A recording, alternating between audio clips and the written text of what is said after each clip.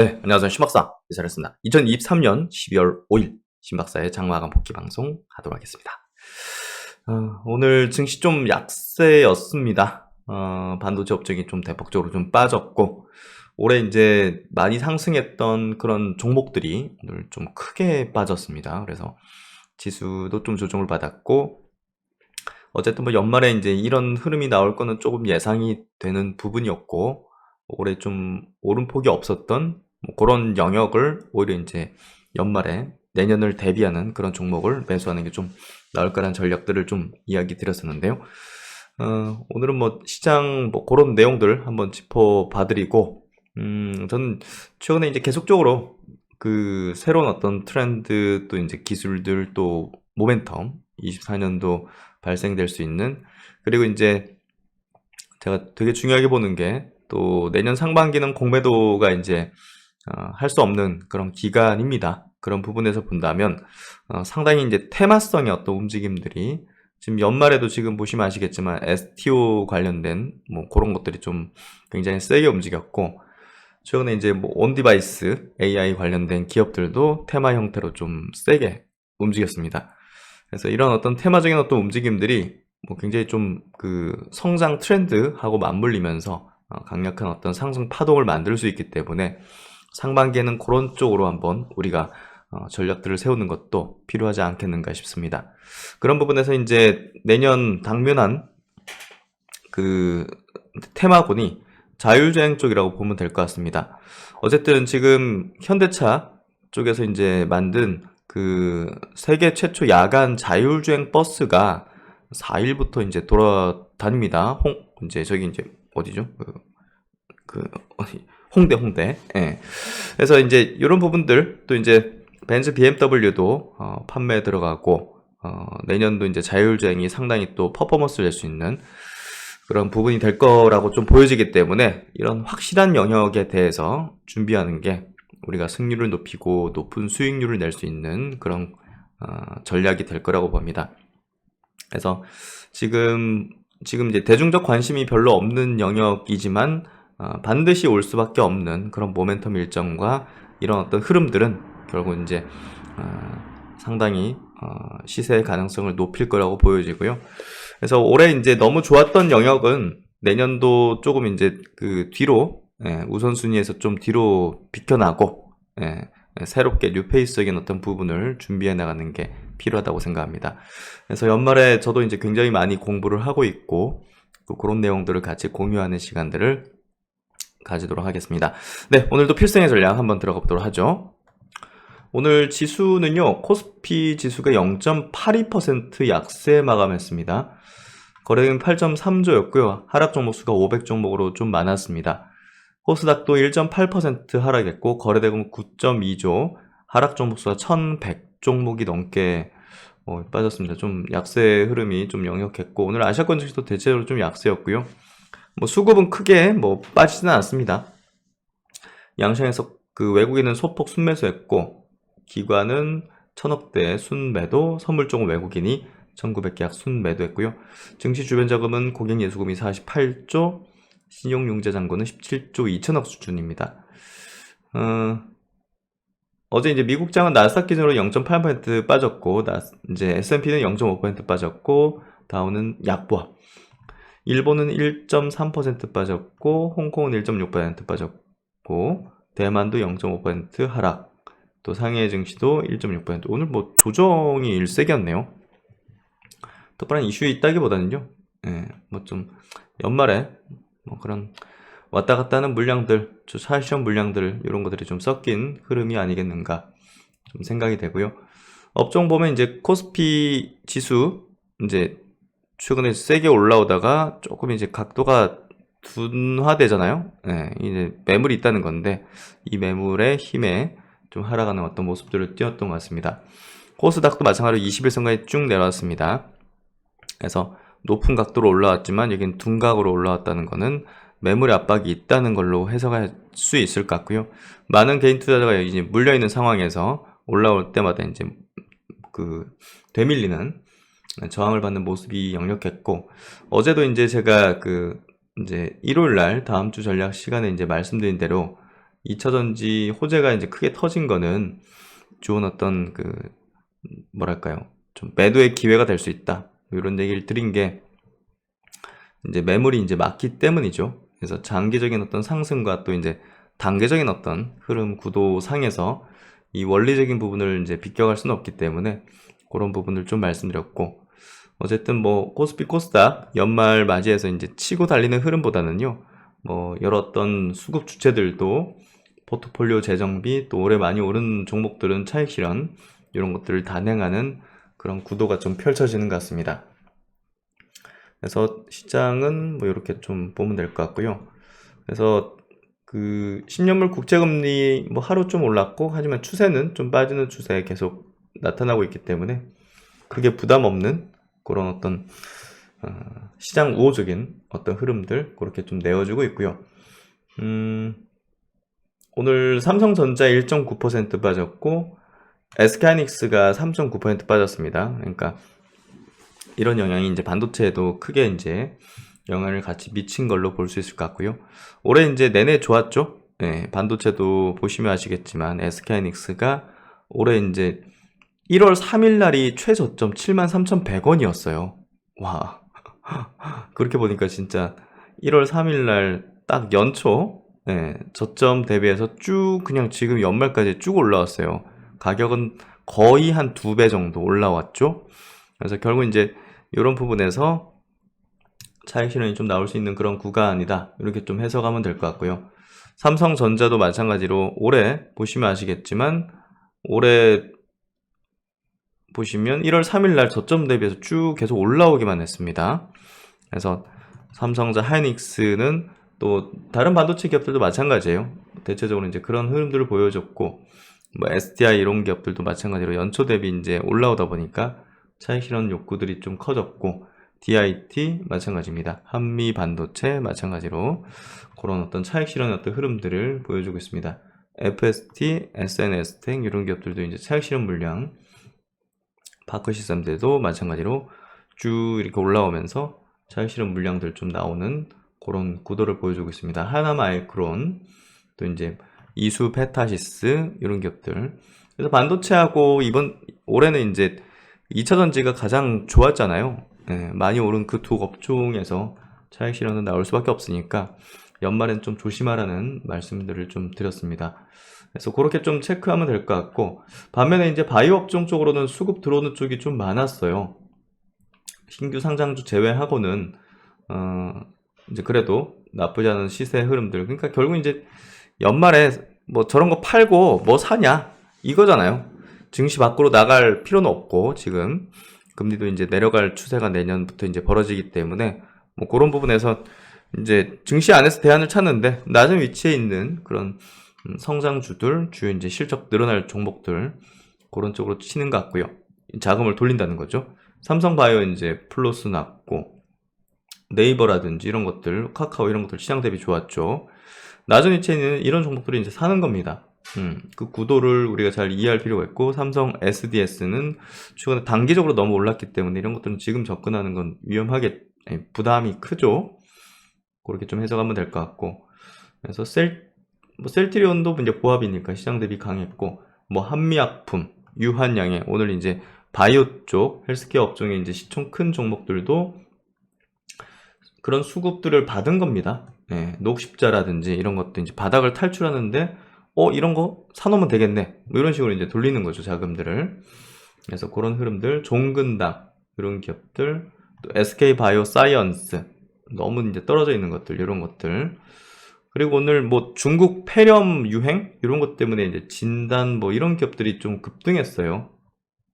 그래서 그런 흐름들, 한미 사이언스 이런 기업들도 이제 강세를 띄워줬고, SK 바이오팜도 정배열 구도가 완연하게 이제 만들어지고 있습니다. 이런 것들은 수급의 구도가 지금 바이오 쪽으로 이제 상당히 또 이동하는 것들을 확인할 수 있다. 그래서 연말에 이제 우리가 시장을 좀 이제 뭐랄까요, 집중해서 잘 보는 게 필요하겠죠.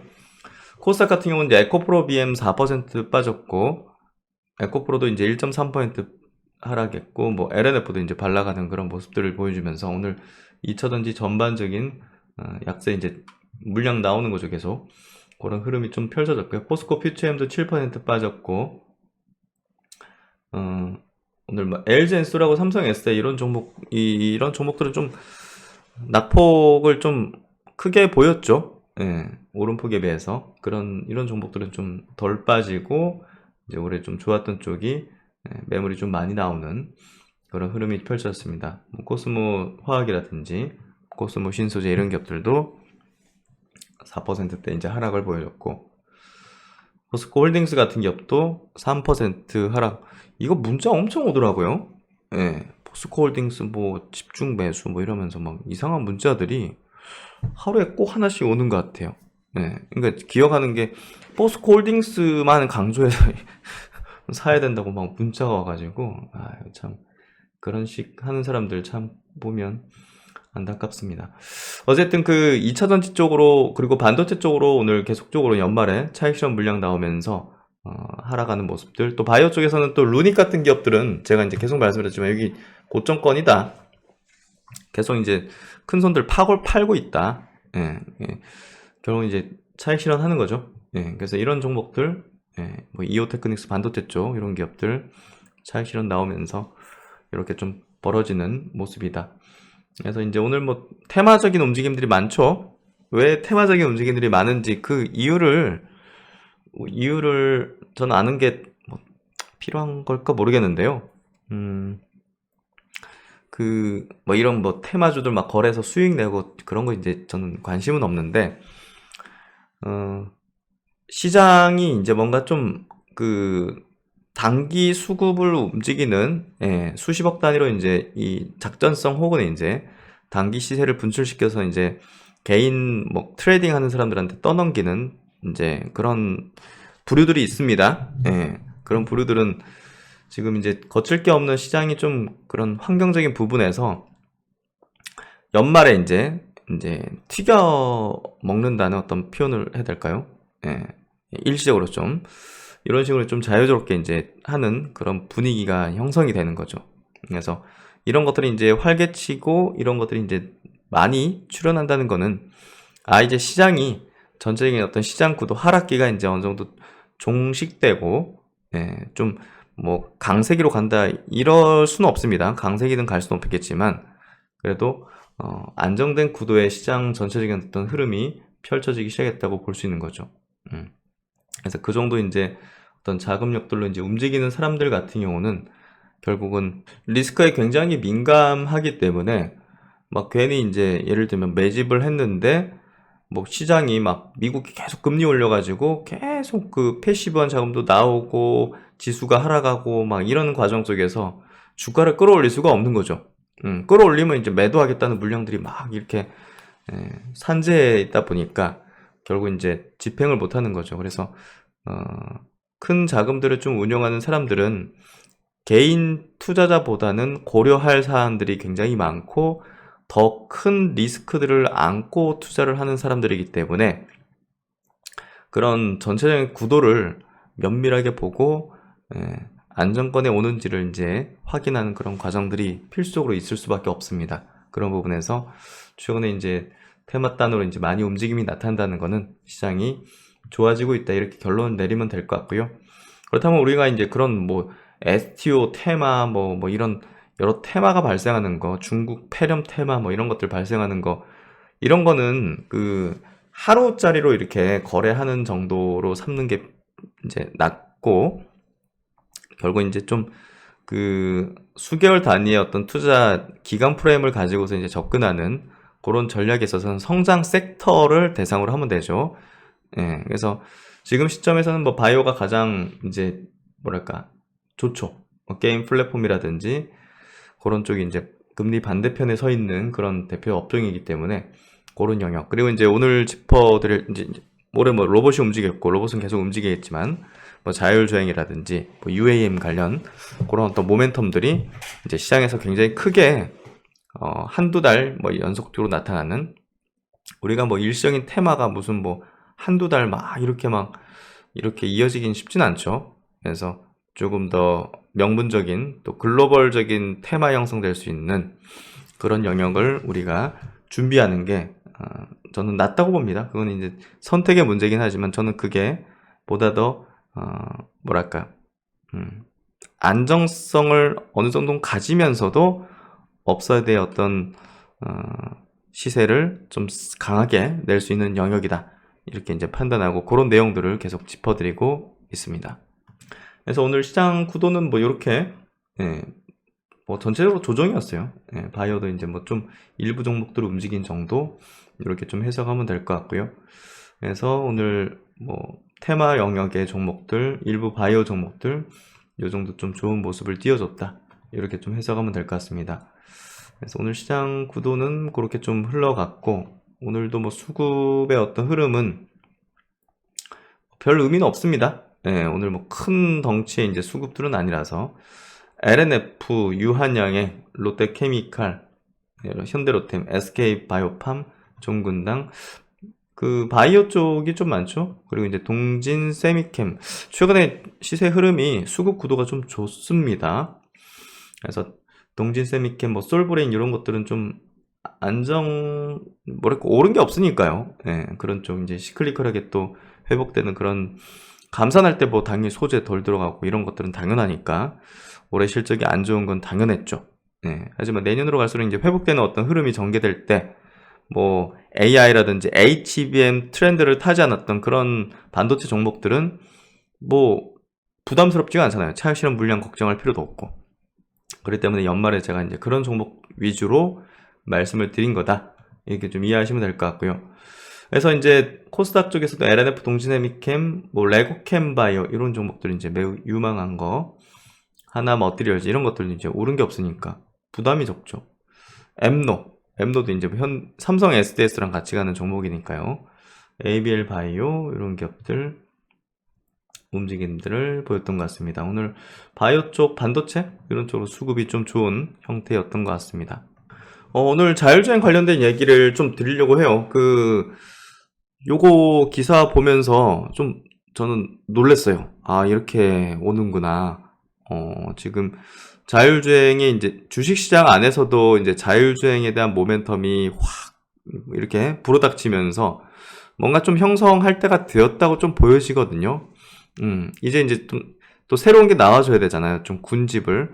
뭐 주식시장 안에서도 이제 자율주행 관련된 종목은 정말 이제 군집이 되어 있는 대형주, 뭐 중소형주 이제 혼합해가지고 그렇기 때문에 이제 충분히 이제 시장에서 확 이렇게 센티가 이제 개선되면서 테마단으로 이제 움직일 수 있는 그런 대표적인 영역입니다. 그래서 이제 세계 최초 심야 자율주행 버스가 이제 다닙니다. 4일부터 이제 운행에 들어간 거고 내년에 이제 유료화를 한다고 하네요. 지금 이제 교통카드가 있으면 이제 무료 이용입니다. 야, 이게 보통 로보택시나 이제 이런 단으로는 있었는데 이 많은 승객을 태우는 이런 버스 단으로는 이제 굉장히 뭐랄까 부담이잖아요. 이제 업체 측에서도 사고 나면 이거 어떻게 할 거며 제조사 책임은 어느 정도 할 거며 뭐 이런 문제들 이제 불거질 수 있으니까. 근데 이제 와, 이거 버스를 이렇게 한다는 사람은 별로 안 탔네요. 아, 이거 제가 타보고 싶은데요. 그래서 서울시가 4일부터 세계 최초로 운행을 시작할 심야 자율주행 버스 해서 여기 이제 가까운 데 계시면 한번 타보셔도 한번 뭐 나쁘지 않을 것 같은데요. 4일 오후 서울시는 4일 오후 11시 30분부터 세계 최초로 심야 자율주행 버스를 정기 운행한다고 3일 밝혔다.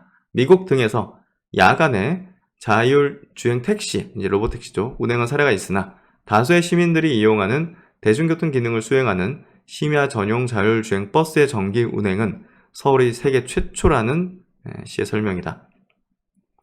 그래서 지금 보면 9.8km를 이제 순환을 합니다.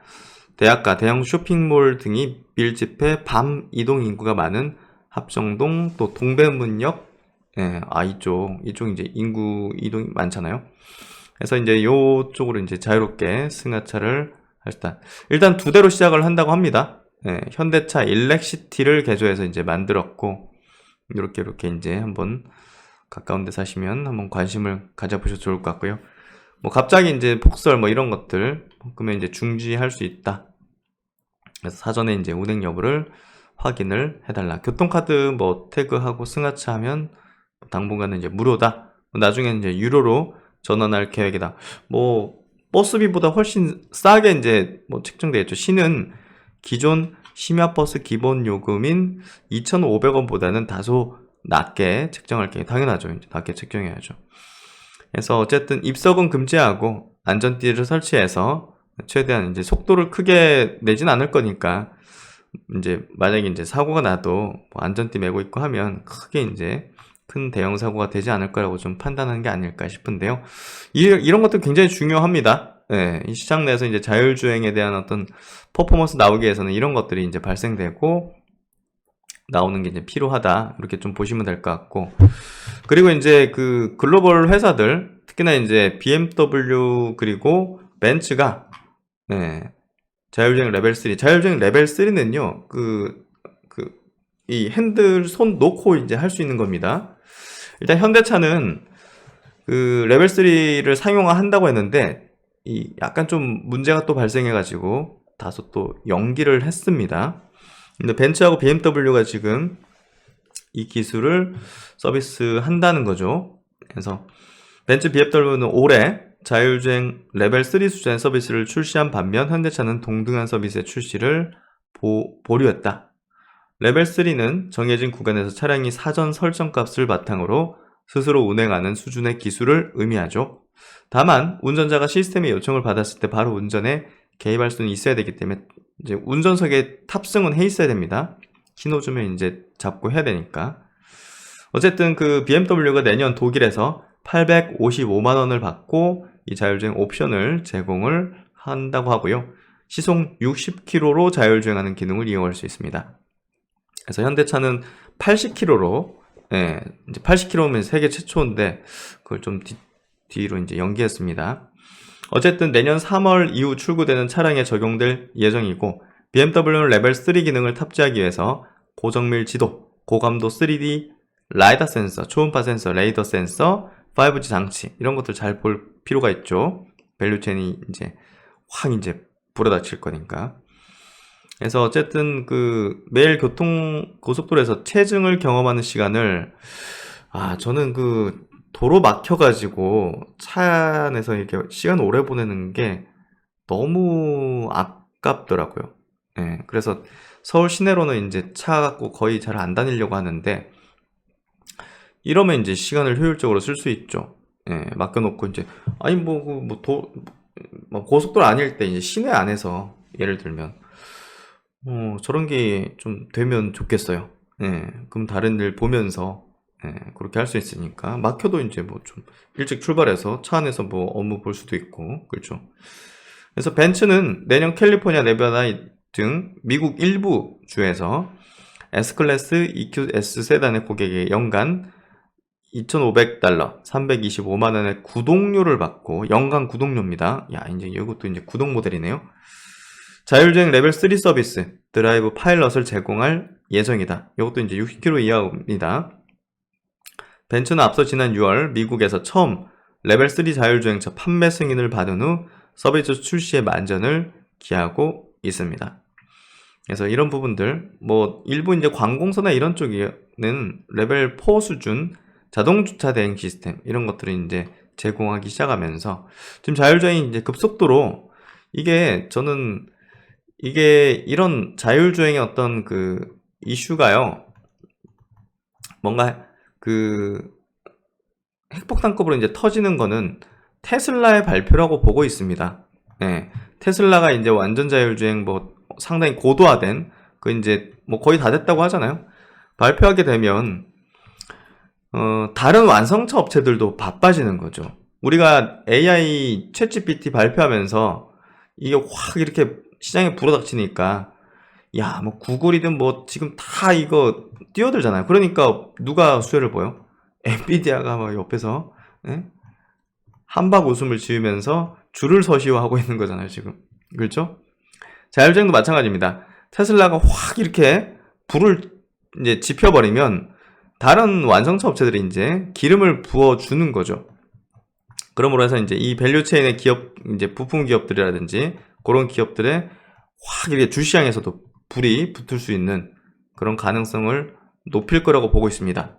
그래서 저는 이 영역을 지금 준비하는 투자자가 굉장한 승자가 될 거라고 생각을 합니다. 그래서 그런 부분, 자율주행을 이제 최근에도 제가 한번 다뤄드렸는데도 오늘도 다뤄드리는 이유는 그런 부분이다.